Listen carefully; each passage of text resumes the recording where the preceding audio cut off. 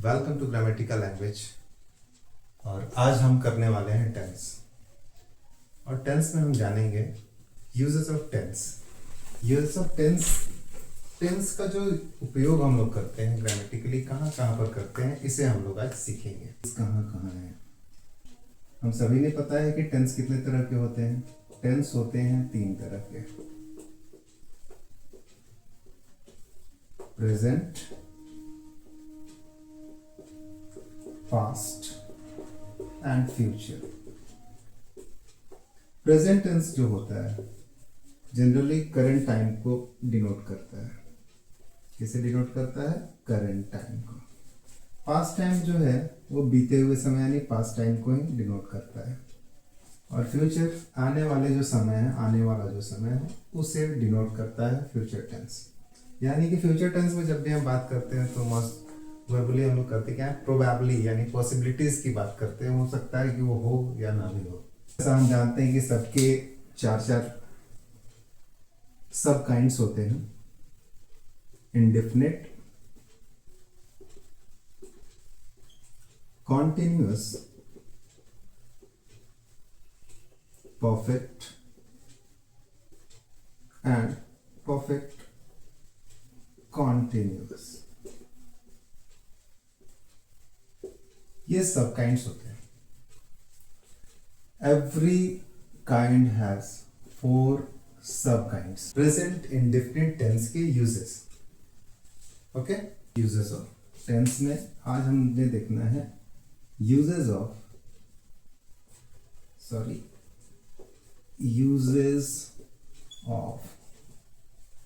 Present indefinite tense. तो present indefinite tense जो है वो वर्तमान समय को डिनोट करता है और इसके यूजेस जो है वो डिफरेंट तरह से किए जाते हैं। जो सबसे पहला रूल है इसका यूज का, रूल नंबर 1 यदि हम देखें तो ये यूज किया जाता है हैबिचुअल और रिपीटेड एक्शंस को एक्सप्रेस करने के लिए। हैबिचुअल एक्शंस कौन से हुए? वैसे एक्शन जो हमारी आदतें हैं।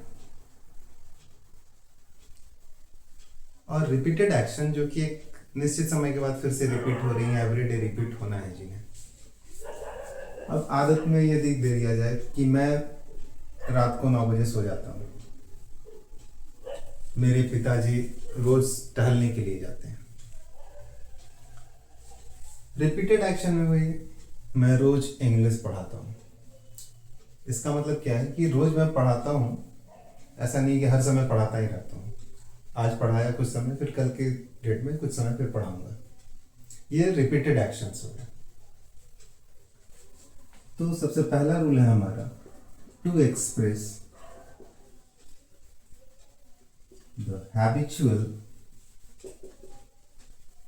And repeated actions।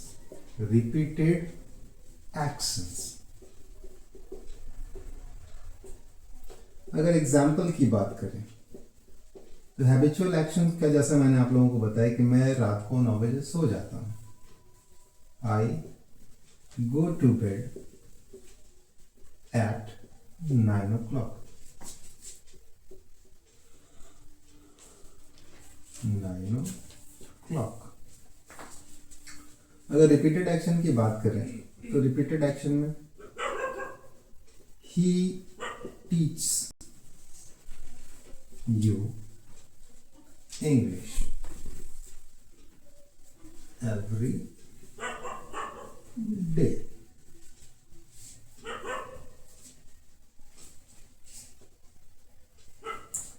अब अगर दूसरे यूज की बात करें हम तो इसमें रूल नंबर 2 जो है वो आता है यूनिवर्सल ट्रूथ को एक्सप्रेस करने के लिए।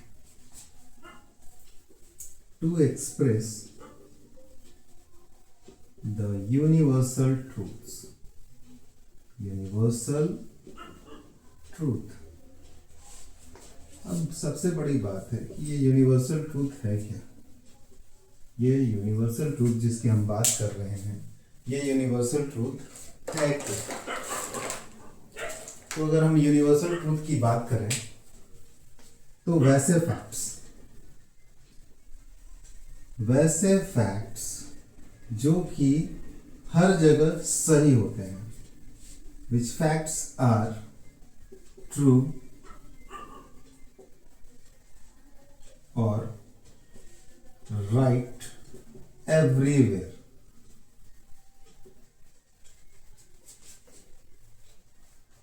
called the universal truth.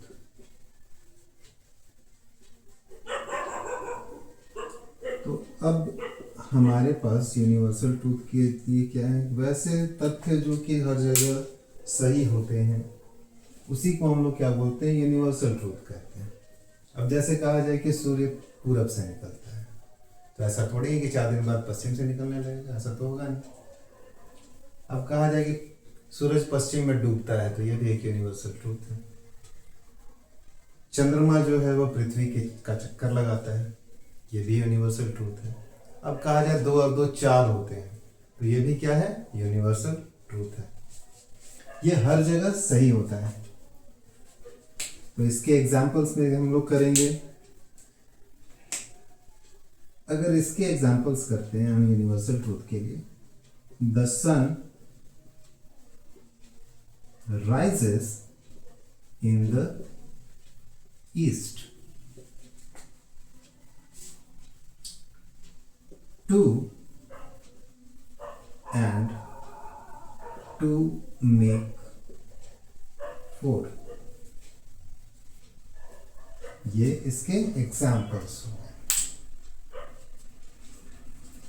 जो तीसरा जो हमारा रूल है वो कहता है कि जो रिटेन फैक्ट्स हैं, वैसे फैक्ट्स जो कि किसी ऑथर या किसी पोइट के द्वारा लिखा गया हो, अगर हमें उस तरह के कोई फैक्ट्स को एक्सप्रेस करना हो तो उसके लिए हम प्रेजेंट इंडेफिनिट टेंस का यूज करते हैं। Rule number 3 says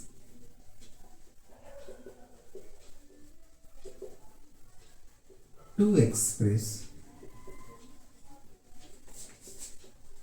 the facts written by an author or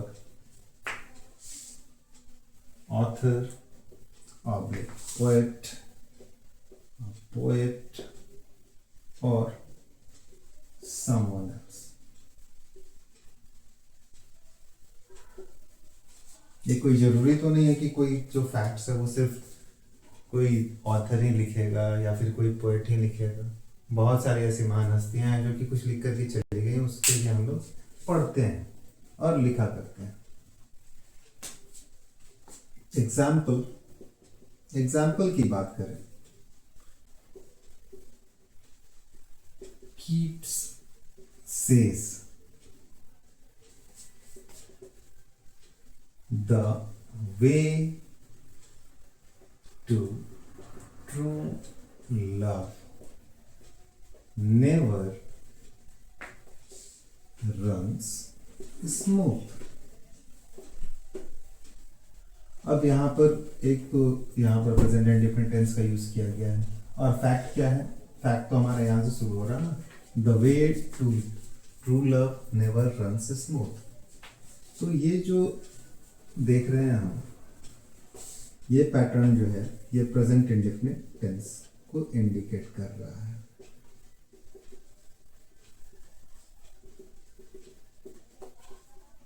वैसे हम लोग 4 हमारा है,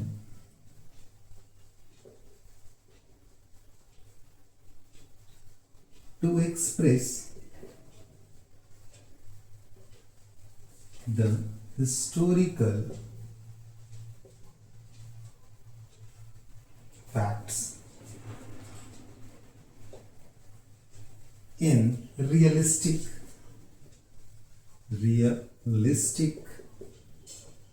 and alive form। कहने का मतलब ये है कि जब हम इतिहास की बातों को रियल तौर पर उसे प्रस्तुत करना चाहते हैं, प्रेजेंट करना चाहते हैं, या फिर उसे जीवंत बना करके किसी को बताना चाहते हैं, तब हम प्रेजेंट इंडेफिनिट टेंस का यूज करते हैं उस हिस्टोरिकल इवेंट के लिए। फॉर एग्जाम्पल, अगर हम एग्जाम्पल्स की बात करें तो एक इवेंट ले लेते हैं हम लोग, invades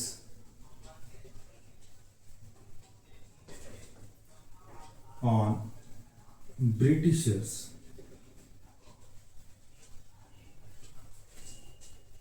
with his large army.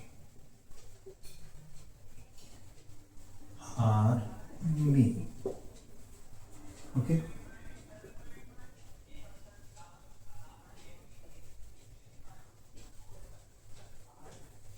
Rule number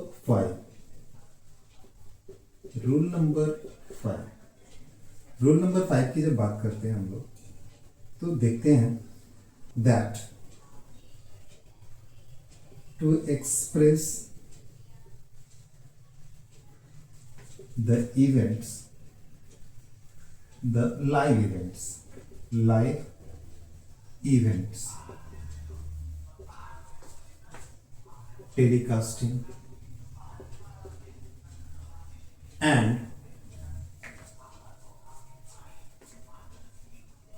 commentaries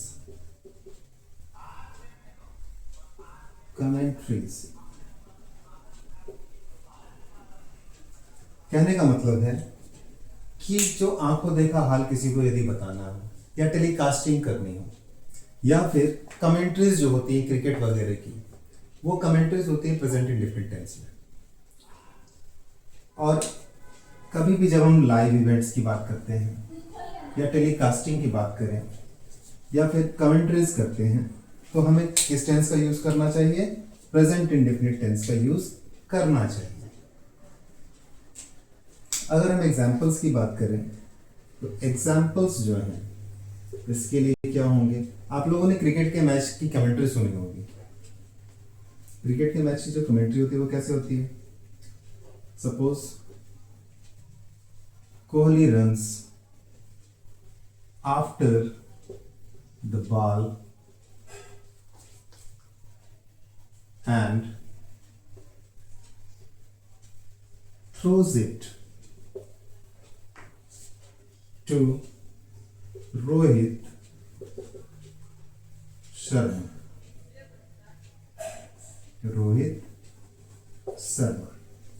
अब यहां पर जो कमेंट्री करने वाला है वो आंखों से उस चीजों को देख रहा है। कोहली बॉल के पीछे भागता है, उसे पकड़ता है और रोहित शर्मा की तरफ फेंक देता है। ठीक है, तो यहाँ पर सबसे बड़ी बात है कि एक तो लाइव इवेंट को बता रहा है कमेंटेटर, टेलीकास्टिंग भी वो कर रहा है और कमेंट्री भी वही कर रहा है। तो तीनों फैक्ट्स यहां पर आपके क्लियर होते हैं इस एक एग्जांपल के साथ। Okay, rule number 6, to express likes and dislikes. अब लाइक्स और डिसलाइक्स की बात आ रही है तो बहुत लोगों को कहते हैं मुझे ये पसंद है, I like to eat chocolates, I don't like to smoke. तो इस तरह की जो लाइक्स और डिसलाइक्स की बात आती है, तो लाइक्स और डिसलाइक्स जब भी हमें एक्सप्रेस करना होता है तो हमें प्रेजेंट इंडेफिनिट टेंस का यूज करना चाहिए। For example, I like to read books, ये तो लाइक हो गई। अब डिसलाइक के लिए क्या बात है भाई?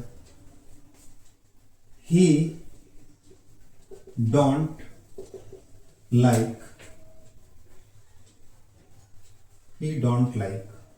चॉकलेट्स। मुझे किताबें पढ़ना पसंद है, उससे चॉकलेट पसंद नहीं है। ये लाइक्स हो गया और ये डिसलाइक हो गया। ठीक है। अब रूल नंबर 7 जो कहता है, रूल नंबर 7 क्या है भैया? रूल नंबर 7 की बात करते हैं हम जब, तो टू एक्सप्रेस scheduled future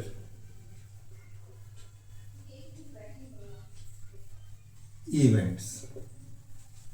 अब कहा है शेड्यूल्ड इवेंट, फ्यूचर इवेंट्स क्या है? तो जो टाइम टेबल्स होती हैं, फिक्स टाइम टेबल होती है, उसके लिए भी हम लोग कहते हैं fixed time tables. Rule number 7 says to express scheduled future events, fixed timetable, plans. Okay. For example,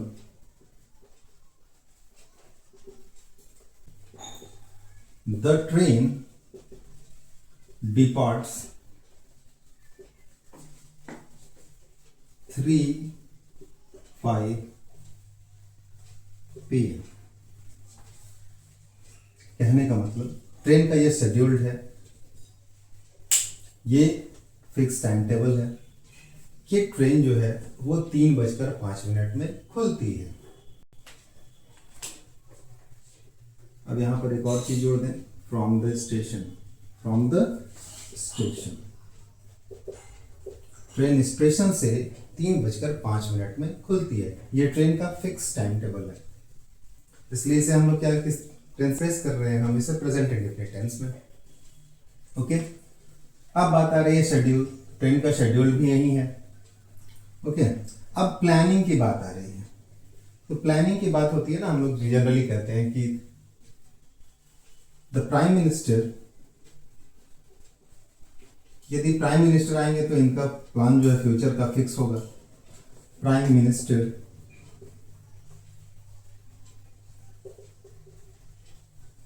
comes on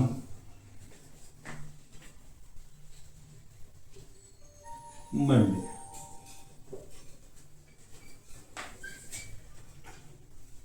जो प्राइम मिनिस्टर है वो मंडे को आने वाले हैं। Rule number 8 says that to express permanent situations or condition, that rule number 8, to express permanent situation, ongoing states,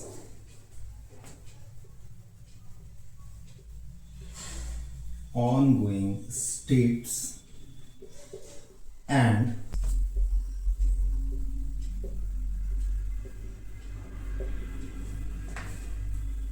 sample की यदि हम बात करते हैं, he works as a teacher। वो एक टीचर की तरह काम करता है। कहने का मतलब क्या है, ये जो है उसका परमानेंट स्टेट है, परमानेंट सिचुएशन भी यही है कि वो टीचर की तरह काम करता है। अभी जो ऑनगोइंग है वो काम कैसे कर रहा है, तो एज ए टीचर काम कर रहा है, और कंडीशन भी वही है कि वो एक टीचर है। ओके। रूल नंबर 8 के बाद रूल नंबर 9 की बात यदि हम करें, rule number 9, to express instructions, commands,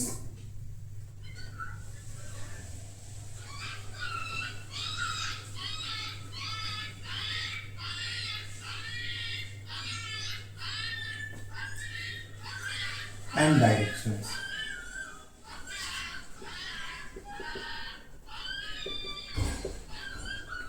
अब देखो कह रहा है कि ये एक्सप्रेस करने के लिए कौन कौन सी चीजों को, तो ये एक्सप्रेस करता है इंस्ट्रक्शंस को, इसे इंस्ट्रक्शन को, कमांड्स को और डायरेक्शन को। किसी को हम इंस्ट्रक्शन देते हैं, take that, turn around, don't make a noise, all these are instruction and commands. अब डायरेक्शन देते हैं, mix sugar in the water, तो ये डायरेक्शन हो गया। होल्ड इट, मूव असाइड, ये सारे डायरेक्शंस हैं। होल्ड टाइटली, इस तरह की जो जितने भी सेंटेंसेस हैं ये सारे डायरेक्शंस होते हैं। अगर हम एग्जाम्पल की बात करें, अगर हम एग्जाम्पल्स की बात करते हैं तो एग्जाम्पल्स इसके ही होंगे। जितने भी इम्परेटिव सेंटेंसेस हैं जो कि वर्ब प्लस ऑब्जेक्ट होते हैं, तो सारे go there, don't make a noise, don't make a noise, don't make a noise,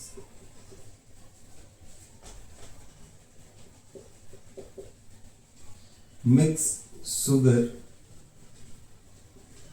in the milk, दूध में शक्कर मिला दो, you होल्ड दैट पाइप, तुम उस पाइप को पकड़ो। ये सारे जो हमारे एग्जाम्पल्स हैं वो 9th रूल को एक्सप्रेस करते हैं। अब रूल नंबर 10 जो है वो क्या बोलता है? अगर हम रूल नंबर 10 की बात करें तो रूल नंबर